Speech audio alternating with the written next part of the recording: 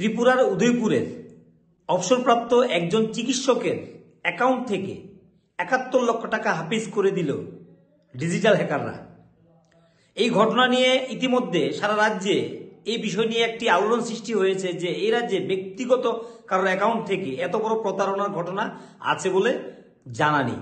কি বলছেন যিনি চিকিৎসক, রিটায়ার্ড ডক্টর, তিনি কি বলছেন, কিভাবে ওনার কাছ থেকে এই টাকাগুলি হাতিয়ে নিয়েছে, তো গোটা বিষয়টি আপনাদের সামনে আমরা তুলে ধরছি। কি বলছেন তিনি, শুনুন।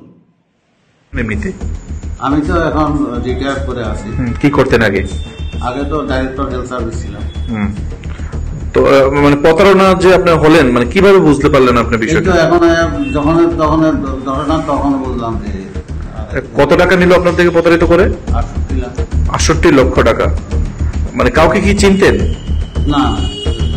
মানে কত, মানে কয় দফায় আপনার কাছ থেকে টাকাগুলো নেওয়া হয়েছে? 3 দফায়।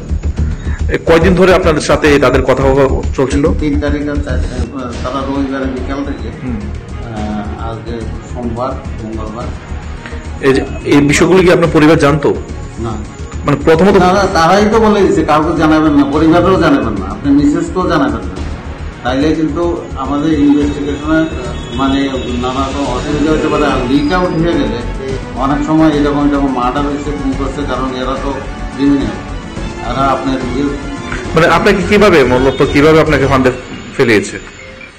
ওইটা যেটা বললাম এইভাবে মানে যে নানা ইয়ে হইতে পারে, আপনার জেল জরিমানা হইতে পারে যদি আপনি নেটওয়ার্ক সিক্রেট অ্যাক্ট যদি ভঙ্গ করেন। আপনি কাউকে জানাইলে পর আপনি বিশেষ জানাবেন না, এবং আপনার বিশেষ জানালে অনেক সময় তারা টেনশনে ইয়ে হয়ে কিছু ইয়ে করে।